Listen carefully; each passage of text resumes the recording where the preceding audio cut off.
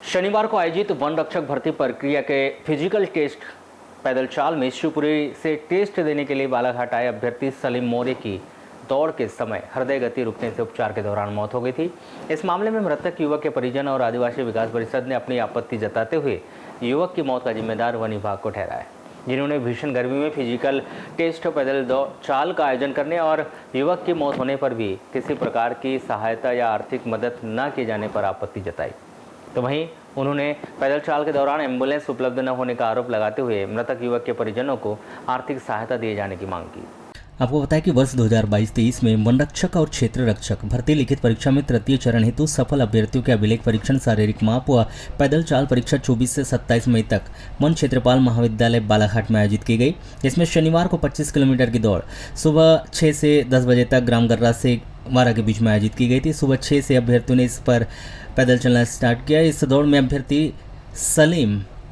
इस पैदल चाल में अभ्यर्थी सलीम पिता रमेश मौर्य 27 वर्ष ग्राम मनपुरा जिला शिवपुरी निवासी ने भी हिस्सा लिया था, जो वारा से वापस होते समय रास्ते में ही गिर गया था, जिसे 108 एम्बुलेंस से जिला अस्पताल बालाघाट लाकर भर्ती कराया गया था।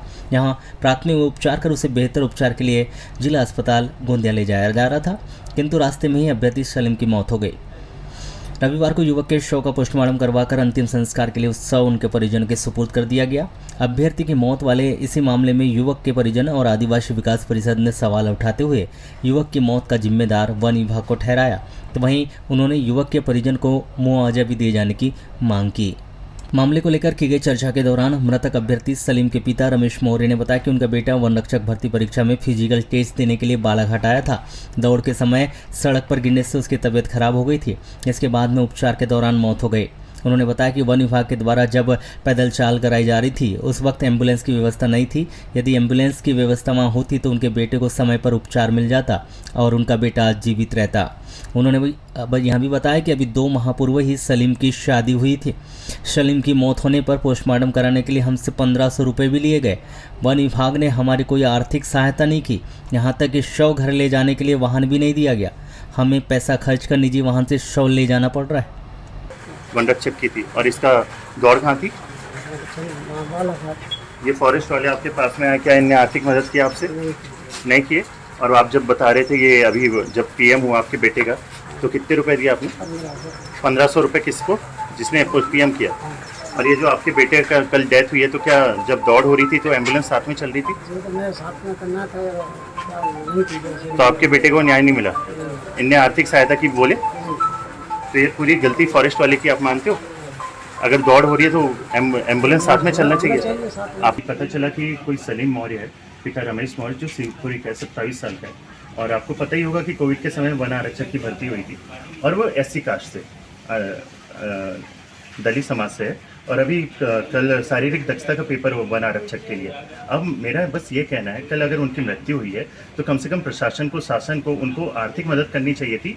बालाघाट से शिवपुरी तक जाने के लिए एम्बुलेंस की व्यवस्था करनी चाहिए थी, ना आर्थिक मदद की गई। थोड़ी देर पहले उनके परिजन मेरे साथ खड़े थे, उन्होंने ये बताया कि 2 महीने पूर्व ही उसकी शादी हुई है। और मैं शासन से ये कहना चाहता हूँ कि जब से नौतपा चालू है, बालाघाट में 42 डिग्री टेम्परेचर है, आप मॉर्निंग में या फिर दोपहर में ये दौड़ करवा रहे हैं, कम से कम ये नौतपा के 6 दिन पहले, 10 दिन पहले करवाना था, पर आपने नहीं करवाया। और उस युवक की मृत्यु हुई। मैंने अभी सीसीएफ जो है सिंगर जी, उनसे बात किया तो उन्होंने कहा कि मैंने एम्बुलेंस की व्यवस्था करी थी दौड़ में। तो भैया मैं खुद सामाजिक कार्य करता, जब भी हम लोग मैराथन करवाते हैं तो 2 से 3 एम्बुलेंस रखते हैं, ताकि अगर कोई भी मेडिकल इमरजेंसी होती है तो हम लोग उनको एम्बुलेंस पे रखकर हॉस्पिटल भेजते हैं। आपको बता दें कि वर्ष 2022-23 के समय वन रक्षक और क्षेत्र रक्षक भर्ती परीक्षा आयोजित की गई थी, जिसमें चयनित हुए अभ्यर्थियों के शारीरिक मापदंड व पैदल चाल परीक्षण का आयोजन भीषण गर्मी और भरे नौतपा के बीच 25 से 27 मई तक किया जाना था। जहां इस परीक्षण के लिए संपूर्ण मध्य प्रदेश से 438 अभ्यर्थी परीक्षा देने रेंजर कॉलेज बालाघाट पहुंचे थे। वहीं नौतपा के पहले दिन 25 मई को 108 अभ्यर्थियों का गर्रा से 12 से 12 तक पैदल चाल परीक्षण कराया जा रहा था। इस परीक्षण में 108 में से 104 अभ्यर्थी पास हुए थे, जबकि एक अभ्यर्थी का स्वास्थ्य खराब होने के चलते 4 अभ्यर्थी परीक्षण में सफल नहीं हो पाए। आपको बताया कि इस परीक्षण में शिवपुरी जिले के ग्राम मनपुरा निवासी 27 वर्षीय सलीम पिता रमेश मौर्य भी शामिल था, जो गर्रा पॉइंट से वारा तक पैदल चाल पूरी कर चुके थे।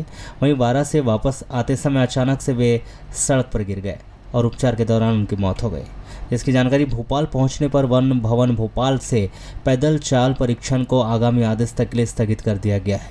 वहीं अब यह परीक्षण अब कब होगा, फिलहाल इसकी कोई जानकारी नहीं दी गई। बताया यह भी जा रहा है कि पैदल चाल परीक्षण स्थगन के आदेश के 25 मई की रात को ही आ चुके थे, लेकिन इसकी जानकारी अभ्यर्थियों को नहीं दी गई, जिसके चलते 25 मई की तरह 26 मई को भी अभ्यर्थी पैदल चाल परीक्षण के लिए गर्रा पॉइंट पहुंच चुके थे। बाद में उन्हें अधिकारियों के द्वारा परीक्षण प्रक्रिया भोपाल से रद्द होने की जानकारी दी गई। इसके बाद सभी अभ्यर्थी मायूस होकर लौट आए, जिन्होंने विभाग के प्रति नाराजगी भी व्यक्त की। अभ्यर्थियों का आरोप है कि जब आदेश देर रात प्राप्त हो गए थे तो इसकी सूचना रात को ही अभ्यर्थियों को दे दी जानी चाहिए थी, लेकिन विभाग के द्वारा देर रात तक अभ्यर्थियों को किसी प्रकार की कोई जानकारी नहीं दी गई और जब अभ्यर्थी परीक्षण के लिए गर्रा पॉइंट पहुंच गए उसके बाद उन्हें जानकारी देकर घर वापस भेजा जा रहा है। आपको बताएं कि इस परीक्षण को पास कर नौकरी की चाह में केवल बालाघाट ही नहीं बल्कि मध्य प्रदेश के तमाम जिलों के अभ्यर्थी बालाघाट पहुंचे थे और वे लंबे समय से शारीरिक मापदंड व पैदल चाल परीक्षण का इंतजार कर रहे थे, लेकिन एक अभ्यर्थी की मौत हो जाने के बाद रद्द की गई इस प्रक्रिया से अभ्यर्थी को पुनः मायूसी हाथ लगी। जब इस पूरे मामले को लेकर दूरभाष पर उत्तर सामान्य वन मंडल डीएफओ अभिनव पल्लव से चर्चा की गई तो उन्होंने बताया कि अभिलेख शारीरिक मापदंड व पैदल चाल परीक्षण 25 से 27 मई 3 दिनों तक होना था। इसमें पहले दिन 25 मई को 108 में से 104 अभ्यर्थियों ने परीक्षण पूरा कर लिया था। इस दौरान एक अभ्यर्थी की तबीयत खराब हो जाने में उपचार के दौरान उसकी मृत्यु हो गई। इसके बाद भोपाल से इस परीक्षण को स्थगित करने के आदेश आए हैं, जिसके चलते परीक्षण स्थगित कर दिया गया है। अब अगला परीक्षण कब होगा, फिलहाल इसकी कोई जानकारी नहीं दी गई। इसको लेकर भोपाल से जैसे ही आदेश आएंगे उसके तहत आगामी कार्रवाई की जाएगी।